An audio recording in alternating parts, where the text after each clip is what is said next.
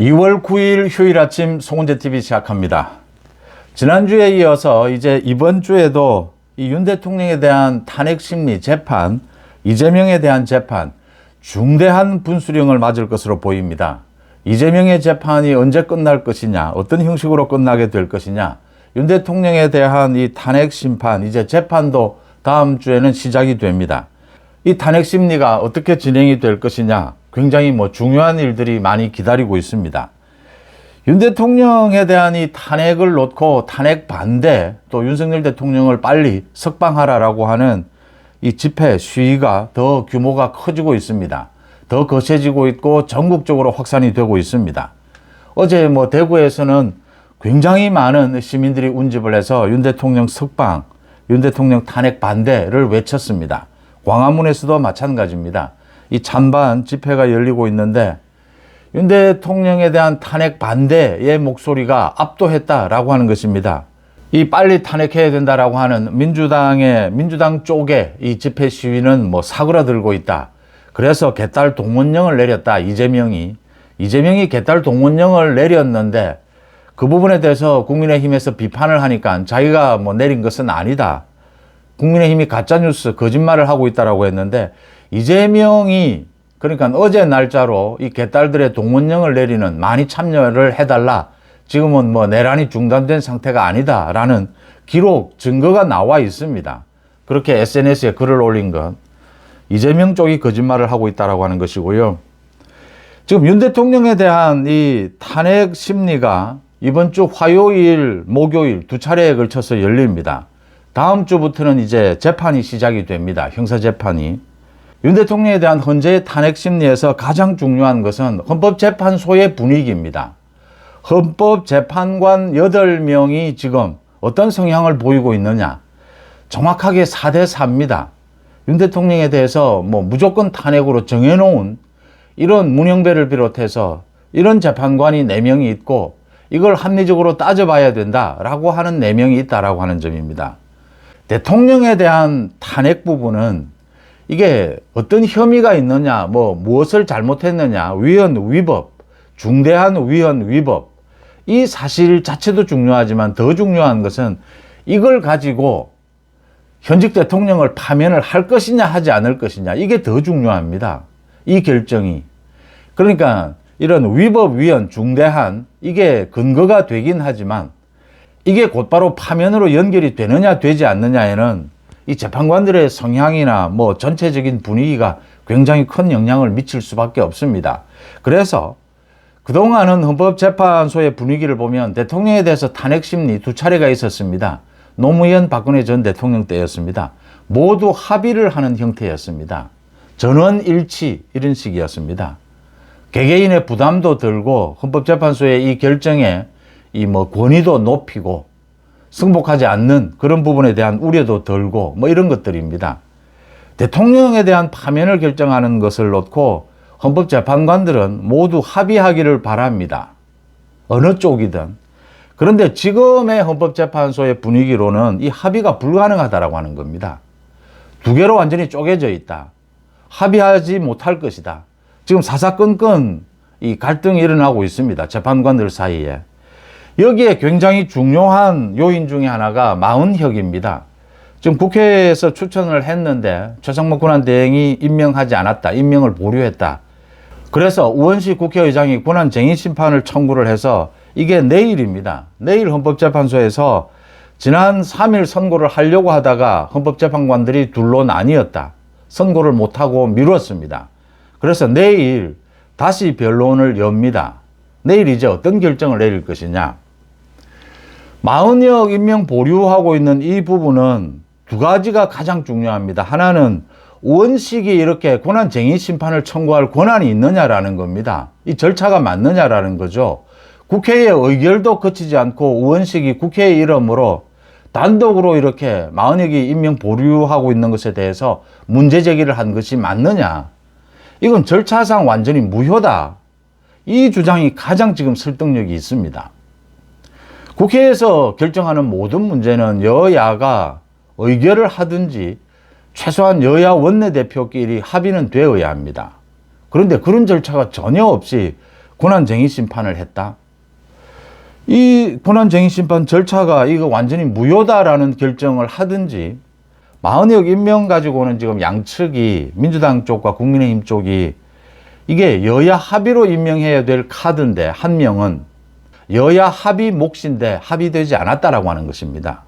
그 다음 말씀드린 대로 의원식이 절차를 어겼다, 무효다라는 부분입니다. 이 부분과 관련해서 지난 3일 오전에 격론이 벌어졌습니다. 헌법재판관들 사이에. 그래서 연기를 했던 겁니다. 내일은 합의를 볼 수 있을 것이냐?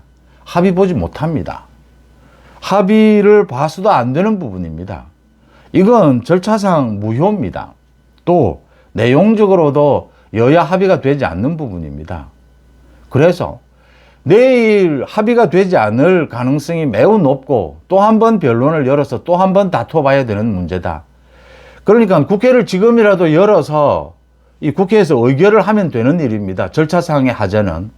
그런데 내용상 여야 합의되지 않았다는 것은 여전히 남아 있습니다. 만약 그럴 가능성은 낮지만, 만약 내일 헌법재판관들이 이거 뭐 다수결로 하자 이렇게 해서 합의를 봐서 40억 임명하라 이런 결정을 내리더라도 최상목 권한 대행으로서는 충분한 이 설득력이 있는 근거를 가지는 셈입니다. 이건 헌법재판소에서 합의를 봐서 결론을 내리더라도 40억은 여야 합의가 되지 않았다, 또 절차상 문제가 있다, 그래서 임명 보류입니다.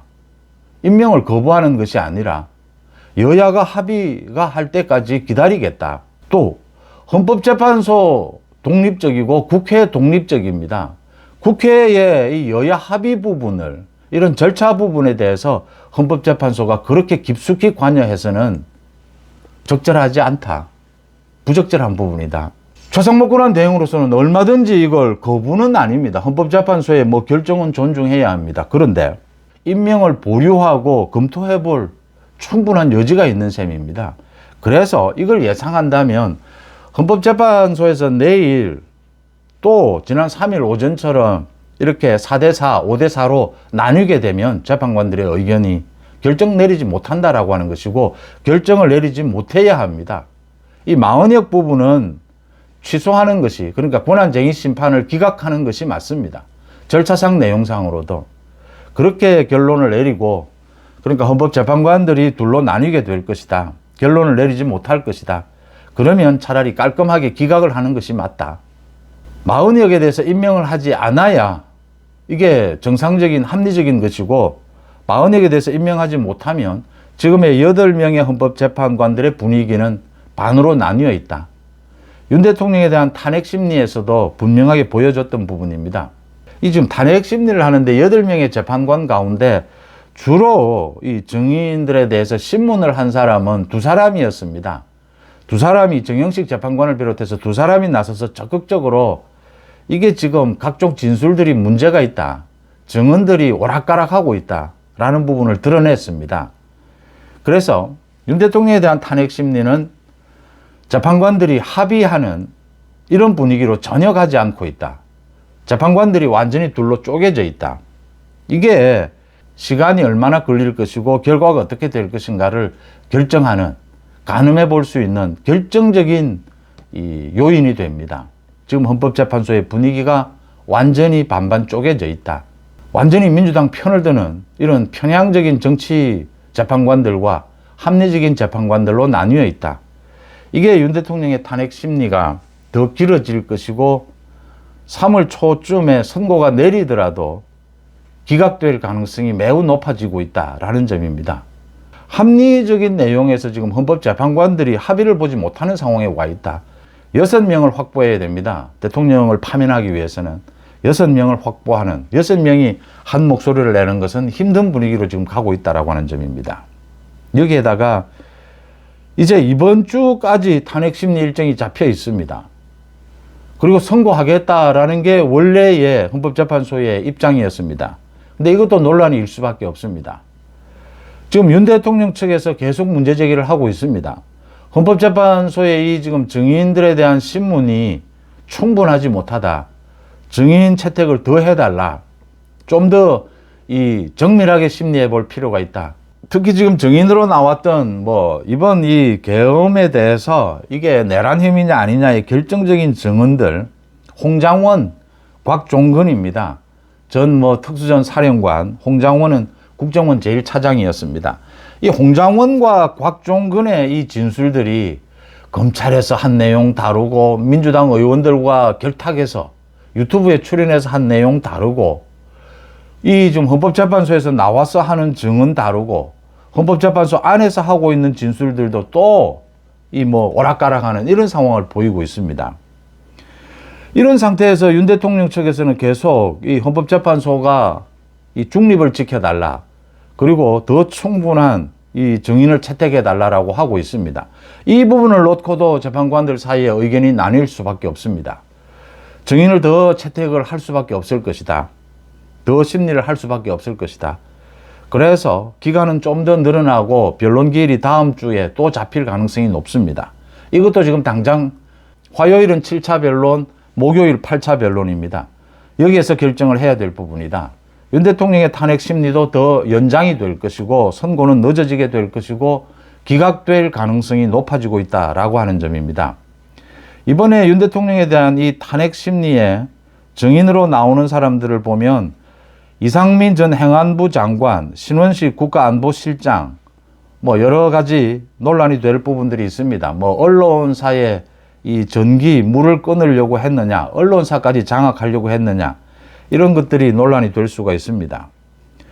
백종욱 전 국정원 3차장, 김용빈 중앙선관위 사무총장, 김용빈 이 사무총장 선관위에 이건 부정선거 부분인데 이 부정선거 부분은 이 보수 우파의 여론에는 좀 도움이 될지 모르지만 이 심리에는 큰 도움은 되지 않을 것이다 라고 예측이 됩니다. 현재 윤 대통령 측에서 내고 있는 것이 의혹 부분과 이 증거는 이제 이 부실한 이 투표 용지 이런 부분들입니다. 그래서 황교안 전 이 국무총리까지 이 변호인단에 합류를 했는데 결정적인 증거를 내지는 못할 것이다. 여러 가지 의혹은 제기할 수 있을 것이다 라는 부분입니다.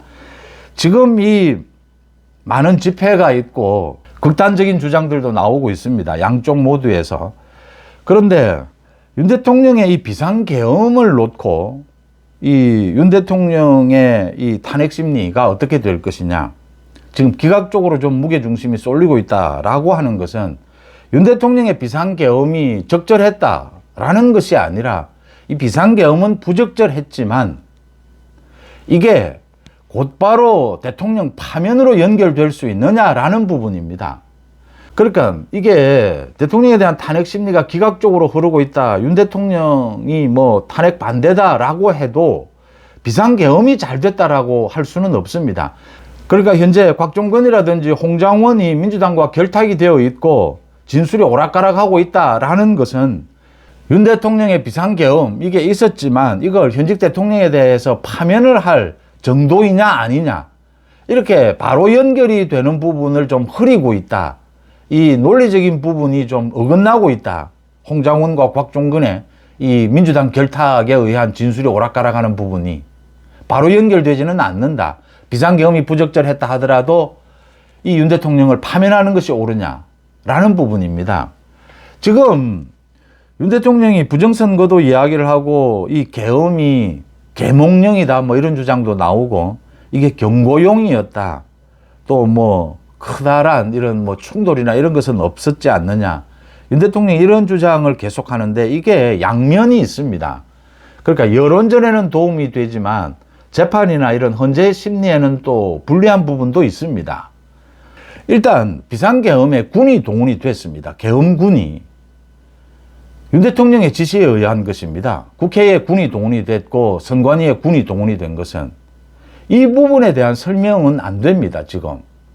이게 지금 비상계엄을 할 요건에 맞느냐, 국가 비상사태였느냐, 이 부분에 대한 설명은 윤 대통령 측이 안 되는 겁니다. 그러니까 윤 대통령 측은 지금 이제 사후의 일, 이게 뭐 계몽의 효과가 있었다, 경고의 효과가 있었다, 큰 별다른 유혈 사태, 충돌은 없었지 않느냐, 뭐 이런 것들로 이제 방어해 나가고 있는 것이죠. 이런 윤 대통령 측의 이 재판에 대응하는 전략은 비상계엄이 뭐 완전히 옳았다라는 걸로 가져가기는 힘들다. 비상계엄이 곧바로 내란 혐의 또는 이 대통령 파면으로 연결되는 이 선은 끊어보자. 그러니까 깔끔하게 사실은 계엄군이 국회에 들어가지 않았고 또 포고령 윤 대통령도 이게 좀 부적절하다라고 판단을 했던 포고령을 굳이 그렇게 만들지 않았고 뭐 지금 나오고 있는 이 포고령에 따라서 정치 활동을 금지하려고 하는 뭐 어떤 시도들 이런 부분들이 없었고 뭐 이러면 깔끔합니다. 그런데 그런 부분으로는 해명이 안 되니까 지금 윤 대통령 측도 이렇게 변론을 하고 있는 것이다. 그래서 뭐 집회 시위에서는 계몽이라든지 뭐 내란을 가지고 윤 대통령 측이 내란 혐의냐 아니다. 민주당이 내란을 획책했다.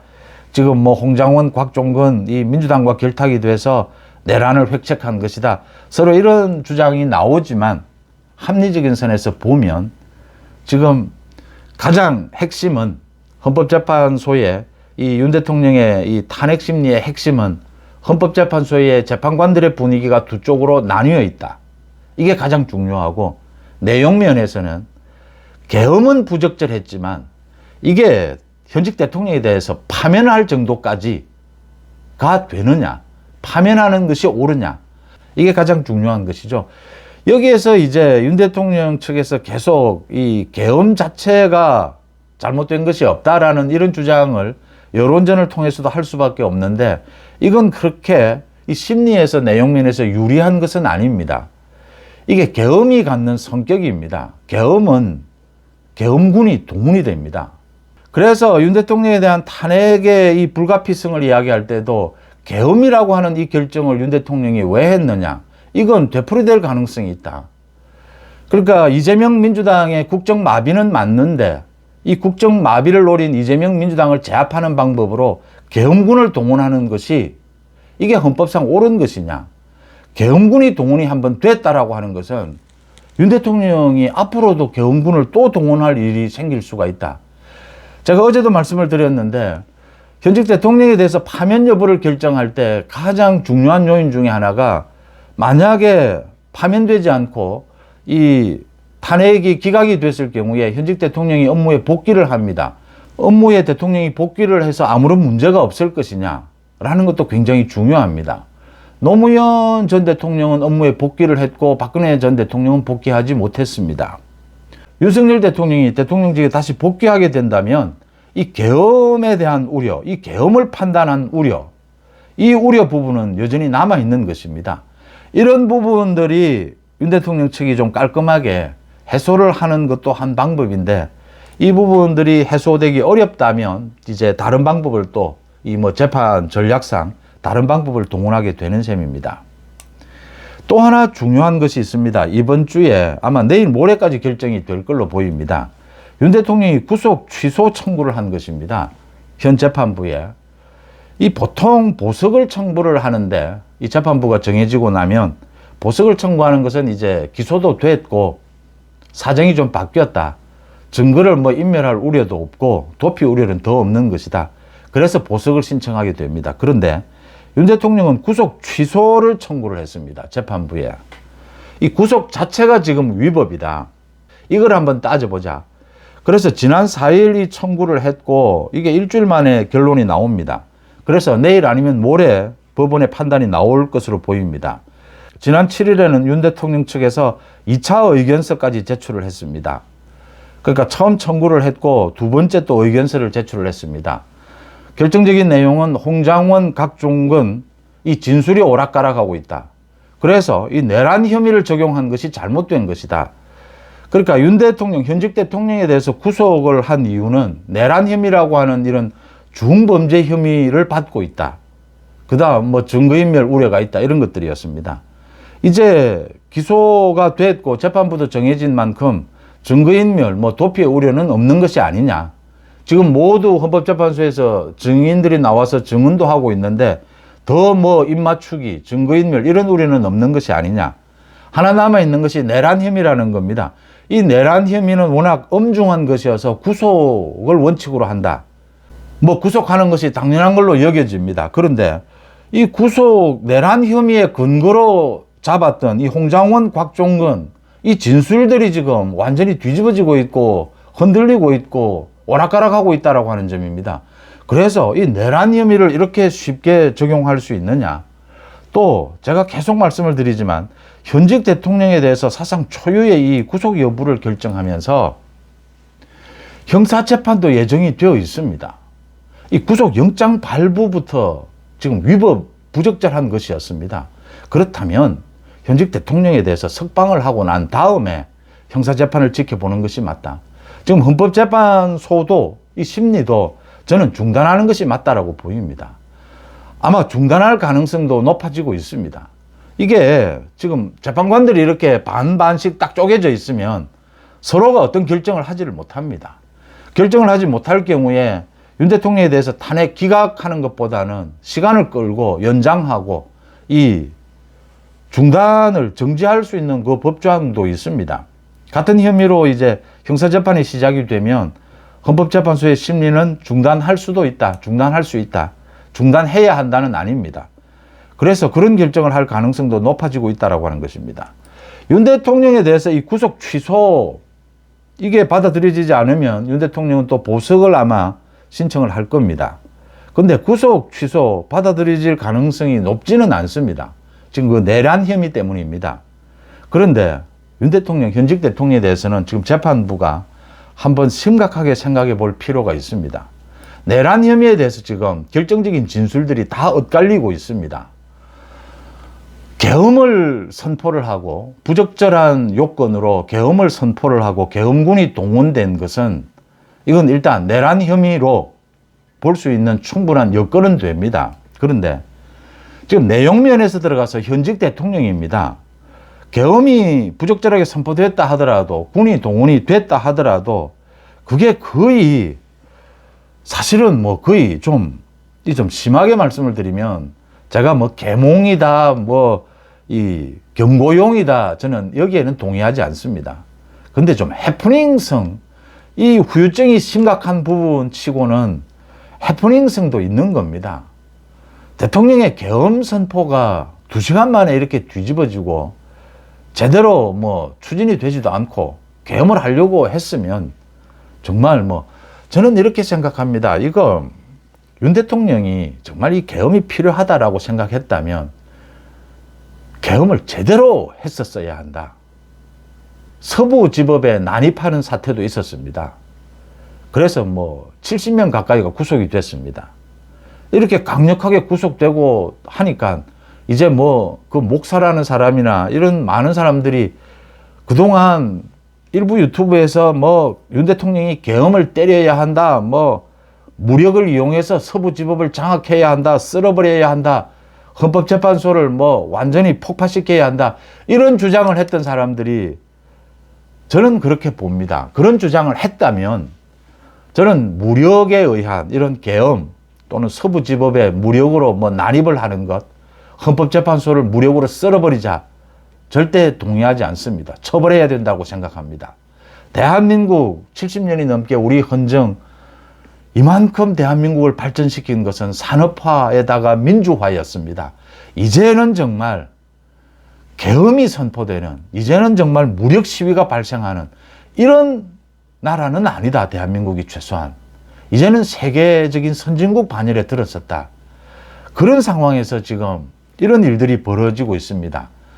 절대 찬성하지 않고 모두 많이 흔들리고 있지만 좌파에 의해서 일부가 점령이 돼서 왜곡되고는 있지만 그런 게 드러나고는 있지만 대한민국의 사법 시스템은 아직도 건강하다라고 봅니다. 이 사법 시스템으로 처벌해야 합니다. 그런데 계엄을 해야 되겠다고 생각하면 계엄을 성공시켰어야죠. 나중에 뭐 어떤 처벌을 받든지 그게 적법 여부를 따지든지 그건 차치하고서라도요. 뭐 2시간 만에 이게 계엄이 끝난 게 무슨 자랑입니까? 국회에서 뒤집어진 것이 뭐 제대로 국회를 장악도 못하고 뭐 선관위도 장악도 못하고 참 이런 부분에 대한 부분은 남습니다. 서부지법을 썰어버리겠다. 당당하게 나와서 책임을 지는 겁니다. 그 청년들이 많다라고 하는데 서부지법을 썰어버리자, 헌법재판소를 썰어버리자 라고 한 사람은 저는 찬성하지 않지만 당당하게 나와서 자신의 법적인 처벌을 받아야 하는 것입니다. 그게 당당하지 않습니까? 무력을 사용했다면, 총칼을 들었다면, 이 선동을 해서, 청년들을 선동해서 법원을 장악하려고 했다면 당당하게 나와서 왜 법원을 장악해야 되는지, 왜 헌법재판소를 폭파시켜야 되는지를 당당하게 국민들 앞에 설명하고 감옥으로 당당하게 가는 것. 전부 발 빼고 있습니다, 지금. 전부 뭐 자기는 그런 적이 없다, 뭐 자기는 선전선동한 적이 없다, 도망가기 바쁩니다. 집회 시위에서 좀 과격한 말은 나올 수 있습니다. 그런데 그 과격한 말에 책임은 져야 합니다. 어느 쪽이든.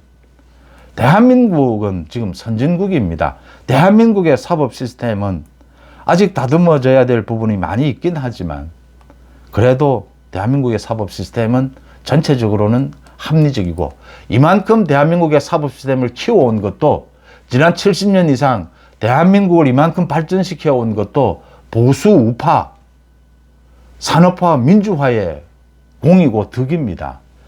그 부분을 깡그리 무시하고 무너뜨리는 것들은 맞지 않다, 이렇게 보입니다. 윤 대통령은 석방하는 것이 맞다라고 보이고요. 이제 이번 주에 윤 대통령에 대한 헌법재판소의 탄핵 심리 외에도 중요한 것이 수요일입니다. 수요일 이재명의 선거법 위반 재판, 항소심 재판입니다. 이 세 번째 재판이 열립니다.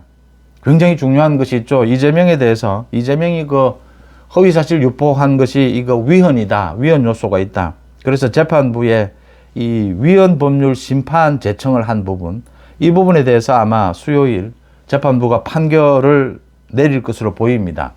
이미 지난주에 이 부분에 대해서는 양쪽의 의견은 듣고 재판부에서 이재명에 대해서 결심 공판은 26일로 못 박았습니다. 그래서 이거 지금 이재명이 재판 지연을 노리고 이 제청을 한 것인데, 이 부분에 대해서 거부할 가능성이 매우 높습니다. 그동안 여러 차례 이재명이 2018년에도 이 선거법 위반해서 이 또 위헌 제청을 한 적이 있습니다. 그것도 거부가 됐고, 뭐 10건이 넘습니다. 이 선거법 부분에 대해서 위헌, 이 헌법 소원을 제기해서 거부된 것이 10건이 넘을 겁니다. 그래서 이건 거부가 될 것이다. 국민의힘에서도 계속 이 부분은 이재명이 재판 지연을 노린 것이니까 단호하게 기각해달라고 요청을 하고 있습니다. 또 증인 채택입니다. 증인도 이번 주하고 다음 주 두 차례에 걸쳐서 증인신문을 하겠다, 끝내겠다라고 했습니다. 이 증인도 이재명이 요청한 3명만 채택하기로 했습니다. 뭐 추가된다 하더라도 이틀 만에 모두 끝낼 수 있을 것이다. 다음 주까지는 끝낼 수 있을 것이다. 이재명의 이 항소심 재판부, 저는 최근 들어서 이 재판부의 결정에 가장 합리적이고 공정하지 않느냐, 이렇게 평가하는 이재명의 항소심 재판부입니다. 항소심 재판부가 이재명에 대해서 1심처럼 엄중한 선고를 하게 될 것이다. 3월에. 또 이재명의 이 재판 지연도 엄중하게 차단할 것이다. 이렇게 예상이 되는 부분입니다. 윤 대통령과 이재명의 이 재판 정국이 계속되고 있는데, 지난주와 이번 주가 가장 중요한 분기점을 맞고 있습니다. 이번 주도 여러분들과 함께 이 윤 대통령과 이재명의 이 재판 정국을 추적하는데 집중하도록 하겠습니다. 송재TV 마칩니다. 고맙습니다.